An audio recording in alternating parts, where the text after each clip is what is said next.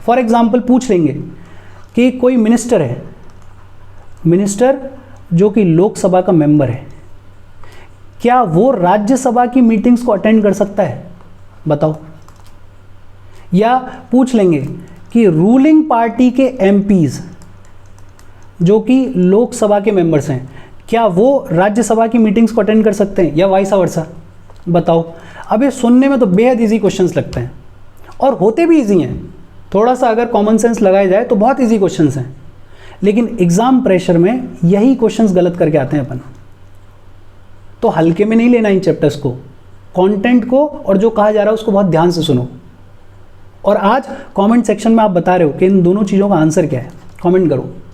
दूसरा अपन बात कर रहे हैं पार्लियामेंट्री सिस्टम। तो सवाल आता है कि इंडियन पार्लियामेंट किन चीज़ों से मिलकर बना है, व्हाट कॉन्स्टिट्यूट्स द पार्लियामेंट। तो इंडियन पार्लियामेंट के 3 पार्ट्स हैं, 2 के बारे में तो जनरली सबको पता होता है, एक तो लोकसभा और दूसरा राज्यसभा। तीसरे में काफ़ी लोगों को कन्फ्यूजन होता है। President, president is an integral part of the parliament. President उतने ही इंपॉर्टेंट पार्ट है जितना कि लोकसभा और राज्यसभा पार्लियामेंट का। देखो पार्लियामेंट का बेसिक काम क्या है, लॉज बनाना, लेजिस्लेट करना, और लॉ बनाने के लिए बिल लाया जाएगा लोकसभा या राज्यसभा में, और इस बिल को लोकसभा और राज्यसभा दोनों से पास करवाया जाएगा। और जब ये बिल पास हो जाएगा तो इस बिल को भेजा जाएगा प्रेसिडेंट के पास एसेंट के लिए, प्रेसिडेंट के सिग्नेचर के लिए। कोई भी बिल बिना प्रेसिडेंट के एसेंट के एक्ट बन ही नहीं सकता। तो जितना इंपॉर्टेंट इस बिल को लोकसभा और राज्यसभा से पास करवाना है, उतना ही इंपॉर्टेंट है कि इसको प्रेसिडेंट की एसेंट मिले, तभी ये एक्ट बन सकता है। और इसलिए president along with Lok Sabha and Rajya Sabha forms the parliament.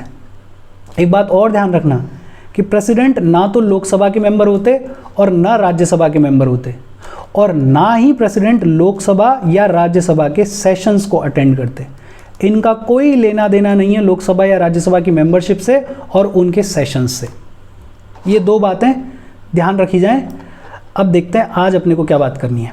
अपन ने पिछले सेशन में जो पढ़ा है, एक तो अपन ने पढ़ा था पार्लियामेंट्री सिस्टम के फीचर्स, और फीचर्स क्या हैं? पहला, ड्यूल एग्जीक्यूटिव है, एक नॉमिनल एग्जीक्यूटिव है, एक रियल एग्जीक्यूटिव है।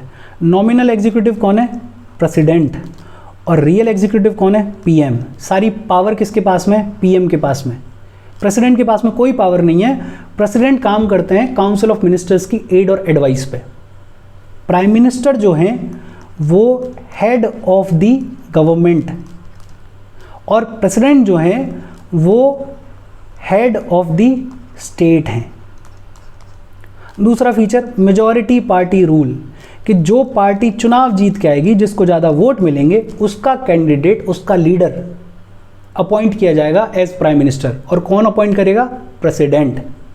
तीसरा, कलेक्टिव रिस्पॉन्सिबिलिटी, ये अपन ने पढ़ाई है कि काउंसिल ऑफ मिनिस्टर्स जो हैं वो रिस्पॉन्सिबल होते हैं अपनी एक्ट्स के लिए, अपनी पॉलिसीज़ के लिए, to the parliament in general and to Lok Sabha in particular. अगर लोकसभा का सपोर्ट ना हो इनको तो लोकसभा लाएगी नो कॉन्फिडेंस मोशन और 1 सेकंड में सरकार गिरा दी जाएगी। पॉलिटिकल होमोजेनिटी, जितने भी काउंसिल ऑफ मिनिस्टर्स होते हैं वो ज़्यादातर सेम पॉलिटिकल पार्टी से बिलोंग करते हैं और इसलिए उनकी सेम पॉलिटिकल आइडियोलॉजी होती है। सीक्रेसी, मिनिस्टर्स को ओथ ऑफ सीक्रेसी दिलाई जाती है, और ये ओथ कौन दिलाता है? प्रेसिडेंट। प्राइम मिनिस्टर जो हैं वो प्रेसिडेंट को एडवाइस करके लोकसभा को डिसॉल्व करवा सकते हैं लोकसभा का टेन्योर पूरा होने से पहले, और फ्रेश इलेक्शंस बुला सकते हैं। इसके अलावा PM is the leader, council of ministers के लीडर हैं, हाउस के लीडर हैं, जो पार्टी पावर में है उसके लीडर हैं, देश के लीडर हैं प्राइम मिनिस्टर। डबल मेंबरशिप, जो भी मिनिस्टर्स होते हैं वो लेजिस्लेचर का भी हिस्सा होते हैं और एग्जीक्यूटिव फंक्शन भी परफॉर्म करते हैं, तो ड्यूल मेंबरशिप है। ये फीचर्स थे पार्लियामेंट्री सिस्टम के। इसके अलावा अपन ने पढ़े थे फीचर्स ऑफ प्रेसिडेंशियल सिस्टम, और वो फीचर्स क्या हैं? सबसे पहला, प्रेसिडेंट जो है वो बेहद पावरफुल होता है, हेड ऑफ द स्टेट भी होता है और हेड ऑफ द गवर्नमेंट भी होता है प्रेसिडेंशियल सिस्टम में। यूएस के प्रेसिडेंट को 4 साल के लिए इलेक्ट किया जाता है और डायरेक्ट इलेक्शन के थ्रू इलेक्ट किया जाता है। और इसको कांग्रेस रिमूव नहीं कर सकती है। और इम्पीच भी अगर किया जाएगा तो किसी बहुत बड़ी गलती के लिए, कोई ग्रेव अनकॉन्स्टिट्यूशनल एक्ट कर दिया तो इसको रिमूव किया जाएगा, इम्पीच किया जाएगा। और होता भी नहीं है, इम्पीच कर भी देंगे तो कन्विक्ट नहीं होता है, ये अपन ने देखा ही है। किचन कैबिनेट का कॉन्सेप्ट है, प्रेसिडेंट जो है वो अपनी कैबिनेट अपने हिसाब से चूज करता है और इस कैबिनेट को अपॉइंट करने का, इस कैबिनेट के मेंबर्स को हटाने का और इस कैबिनेट के मेंबर्स जवाब दे प्रेसिडेंट को ही होते हैं। प्रेसिडेंट और उसकी कैबिनेट कांग्रेस को रिस्पॉन्सिबल नहीं होती है यूएस में। प्रेसिडेंट जो है वो हाउस ऑफ द रिप्रेजेंटेटिव्स को डिसॉल्व नहीं कर सकते हैं। जैसे हमारे प्राइम मिनिस्टर लोकसभा को डिसॉल्व करवा सकते हैं, वैसे यूएस के president house of the representative, वहाँ का जो लोकसभा है, उसको डिसॉल्व नहीं कर सकते हैं। Presidential system of government doctrine of separation of power पे ऑपरेट करता है। एग्जीक्यूटिव और लेजिस्लेचर की पावर्स पूरी तरह से एब्सोल्यूट सेपरेशन मिलता है। यह अपन ने पिछले वाले सेशन में पढ़ा था। अब करते हैं आज की बात। सबसे पहले मेरिट्स ऑफ पार्लियामेंट्री सिस्टम। पहला मेरिट है harmony between legislature and executive. देखो, लेजिस्लेचर में कोई चुन के आया, एमपी बना, लोकसभा या राज्यसभा का मेंबर बना। इसी लोकसभा और राज्यसभा के मेंबर्स में से मिनिस्टर्स बनाए जाएंगे और उन मिनिस्टर्स का काम है एक्ट्स को, पॉलिसीज़ को एग्जीक्यूट करना। मतलब जो आदमी ऑलरेडी लेजिस्लेचर का मेंबर है वही एग्जीक्यूटिव फंक्शन भी परफॉर्म कर रहा है। तो इसकी वजह से क्या होता है, हार्मनी बनी रहती है, एक बैलेंस बना रहता है, क्योंकि एग्जीक्यूटिव लेजिस्लेचर का मेंबर है तो उसे पता है कि लेजिस्लेचर किस तरह से सोच रहा है, क्या एक्सपेक्टेशंस हैं और किस तरह से उस पॉलिसी को, इस एक्ट को इम्प्लीमेंट करना है। तो एक कोऑर्डिनेशन, एक हार्मनी बनी रहती है। कहा जाता है ना कि executive comes from legislature. Executive कहाँ से आता है, लेजिस्लेचर से। जो लेजिस्लेचर के मेंबर हैं उन्हीं को मिनिस्टर बनाया जाता है और executive is responsible to the legislature. Executive जो भी करेगा उसके लिए जवाब किसको देगा, लेजिस्लेचर को। तो एक कोऑर्डिनेशन, एक हार्मनी देखने को मिलती है। दूसरा, रिस्पॉन्सिबल गवर्नमेंट। इस पर अपन ने खूब बात की है कि काउंसिल ऑफ मिनिस्टर्स जो हैं वो कलेक्टिवली रिस्पॉन्सिबल हैं to the house of people, to the Lok Sabha. जवाब देना पड़ेगा काउंसिल ऑफ मिनिस्टर्स को कि भाई जो पॉलिसी है, जो एक्ट है, जो आप काम कर रहे हो वो सही कर रहे हो, गलत कर रहे हो, क्यों कर रहे हो, कैसे कर रहे हो। लोकसभा को जवाब देना पड़ेगा, राज्यसभा को भी जवाब देना पड़ता है। राज्यसभा में भी क्वेश्चंस उठाए जाते हैं, क्वेश्चन आवर्स होते हैं, उनके लिए जवाब देना पड़ता है। तो रिस्पॉन्सिबल गवर्नमेंट है। और अगर लोकसभा इनके सपोर्ट में नहीं है, इनसे सहमत नहीं है, तो नो कॉन्फिडेंस मोशन लाके सरकार को गिराया भी जा सकता है। तीसरा, प्रिवेंट्स डेस्पोटिज्म। देखो, प्रेसिडेंशियल सिस्टम में क्या होता है कि प्रेसिडेंट के हाथ में पावर होती है, एक इंसान के हाथ में सारी पावर होती है। पार्लियामेंट्री सिस्टम में ऐसा नहीं होता। पार्लियामेंट्री सिस्टम में किसी एक इंसान के पास में पावर नहीं होती है, एक बॉडी के पास में पावर होती है, काउंसिल ऑफ मिनिस्टर्स के पास में पावर होती है। वो अलग बात है कि इस काउंसिल ऑफ मिनिस्टर्स में जो सबसे इंपॉर्टेंट आदमी है वो प्राइम मिनिस्टर है, लेकिन फिर भी एक बॉडी है जिसके पास में पावर है, किसी एक आदमी के पास में नहीं है। और ये जो बॉडी है काउंसिल ऑफ मिनिस्टर्स, ये भी रिस्पॉन्सिबल है टू द पार्लियामेंट, इसको भी जवाब देना पड़ता है टू द पार्लियामेंट। तो डेस्पोटिज्म, अथॉरिटेरियन रूल, उसको प्रिवेंट करता है पार्लियामेंट्री सिस्टम। ये मेरिट्स हैं। पहला, एग्जीक्यूटिव और लेजिस्लेचर के बीच में हार्मनी। दूसरा, रिस्पॉन्सिबल गवर्नमेंट। तीसरा, प्रिवेंट्स डेस्पोटिज्म। चौथा मेरिट है alternative government, ready alternative government. जैसे ही रूलिंग पार्टी की सरकार गिरी किसी भी रीज़न की वजह से, तो अपोजिशन का जो लीडर है वो तैयार बैठा है सरकार बनाने के लिए। रूलिंग पार्टी गई, प्रेसिडेंट जो है वो अपोजिशन लीडर को बुला लेंगे और उनको बोलेंगे कि सरकार बना लो, प्राइम मिनिस्टर बन जाओ। आइवर जेनिंग्स ये कहते हैं the leader of opposition is the alternative prime minister. और पांचवा मेरिट है, बड़ा खूबसूरत मेरिट, वाइड रिप्रेजेंटेशन।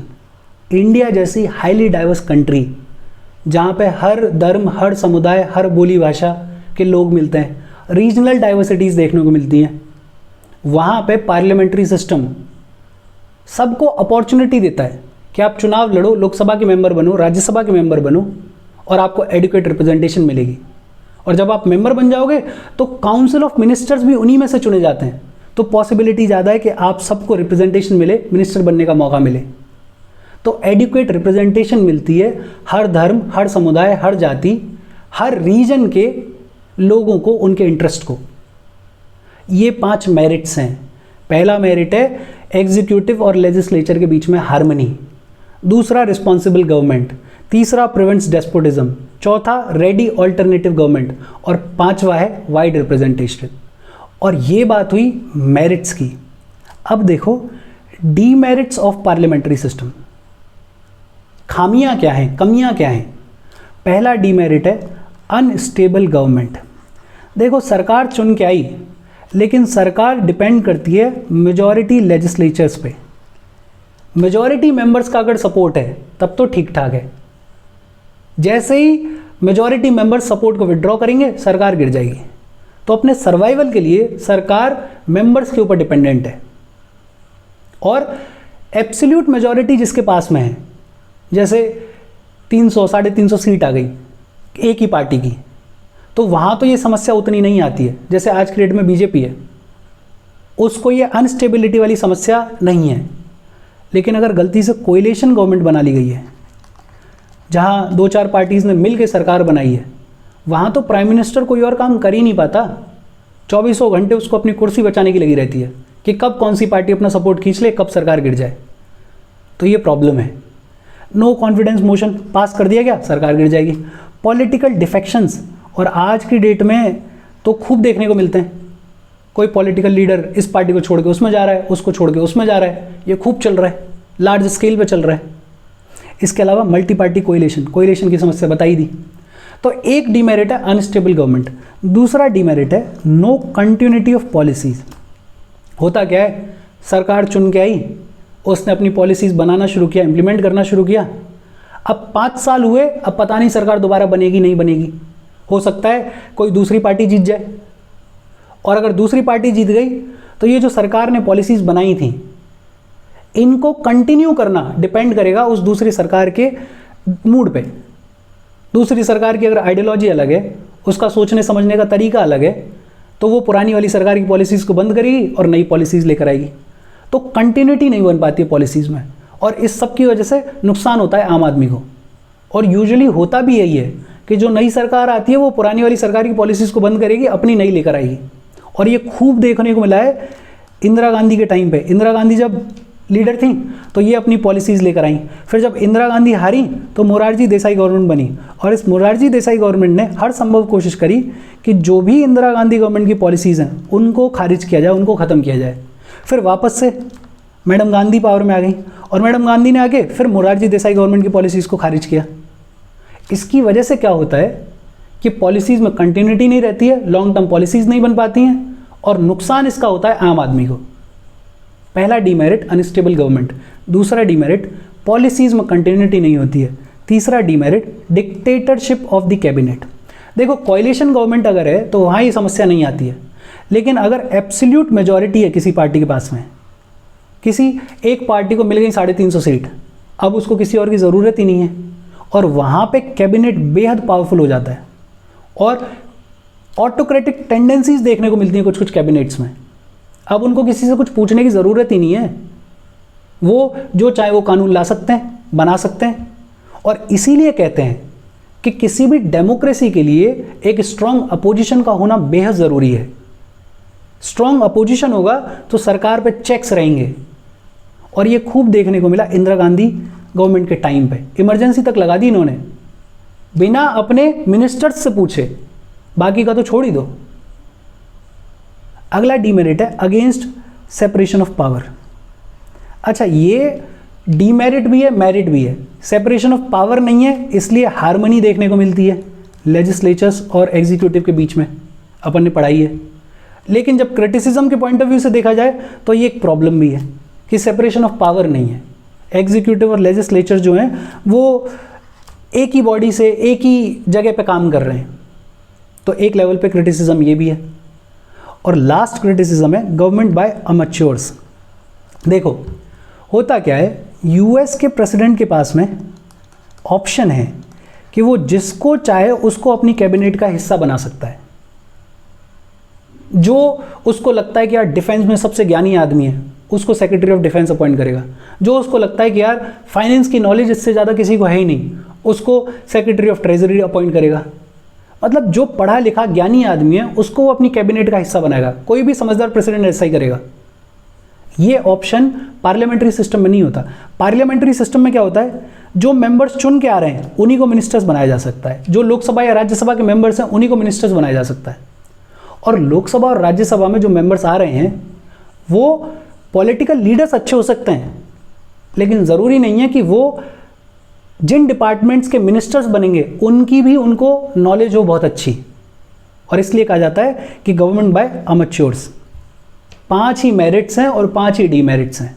5 डीमेरिट्स क्या हैं? पहला, अनस्टेबल गवर्नमेंट। दूसरा, पॉलिसीज में कंटिन्यूटी नहीं रहती।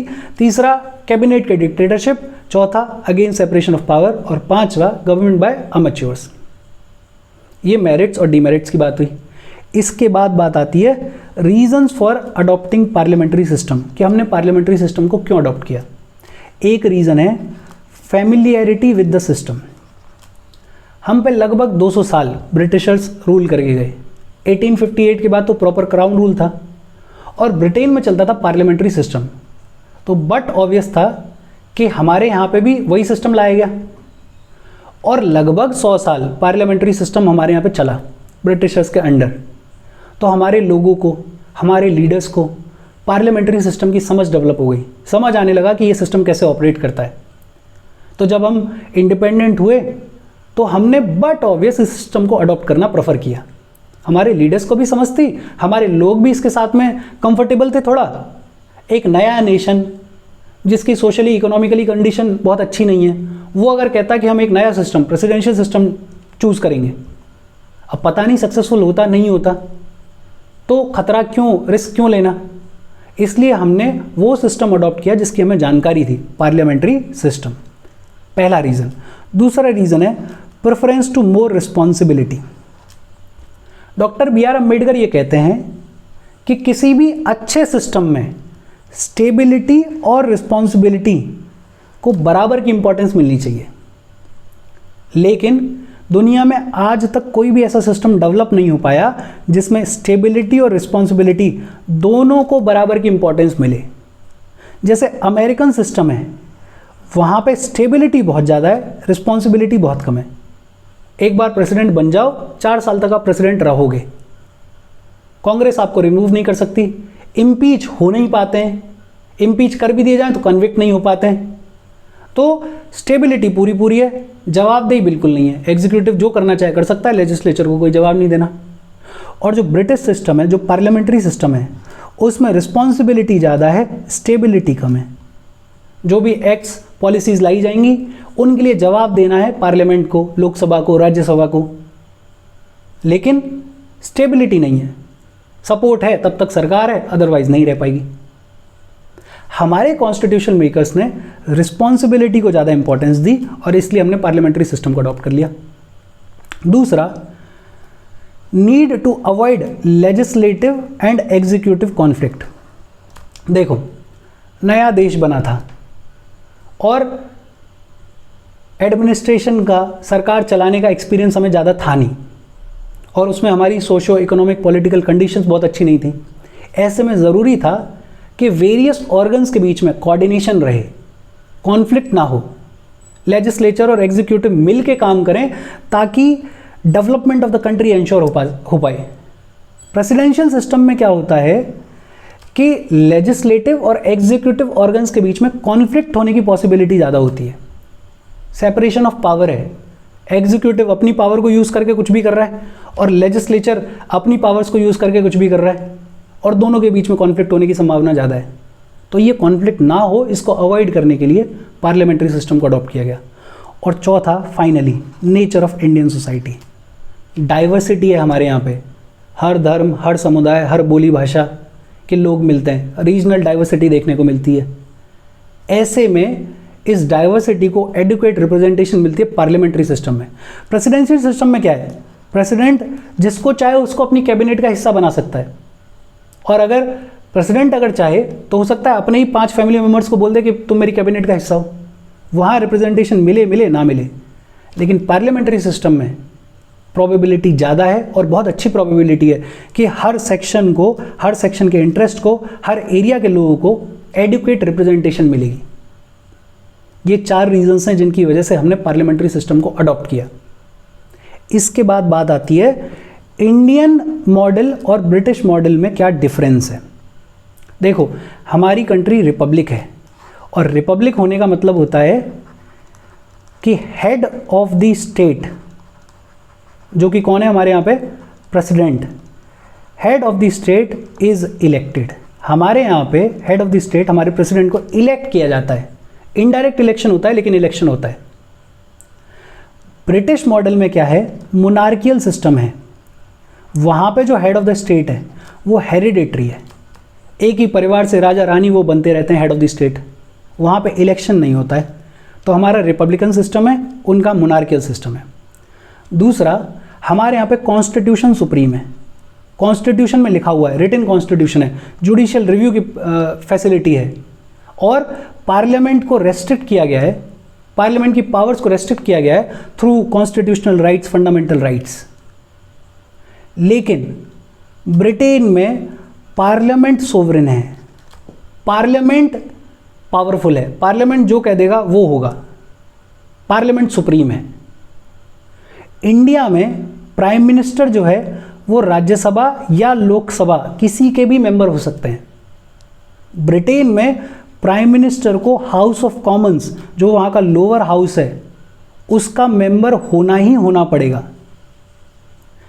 इंडिया में सिस्टम ऑफ लीगल रिस्पॉन्सिबिलिटी नहीं है, मिनिस्टर्स की लीगल रिस्पॉन्सिबिलिटी नहीं होती है। एक्ट बनेगा तो उस एक्ट पे प्रेसिडेंट साइन करेंगे, मिनिस्टर्स का कोई लेना देना नहीं है।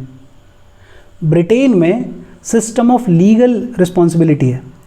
प्राइम मिनिस्टर के साथ साथ मिनिस्टर्स भी डॉक्यूमेंट को साइन करते हैं।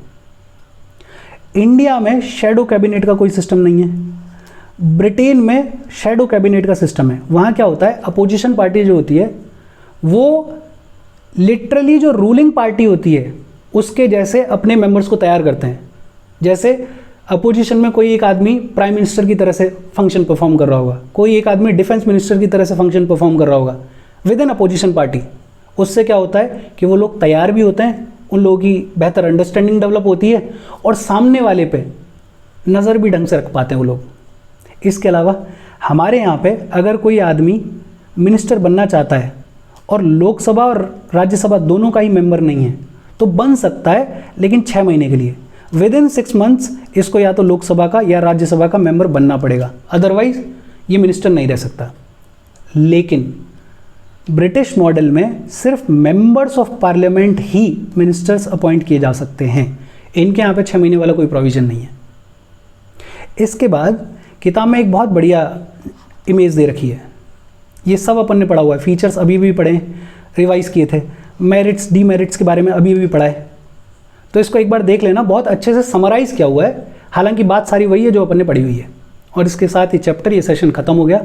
कोई डाउट हो please comment. Thank you very much.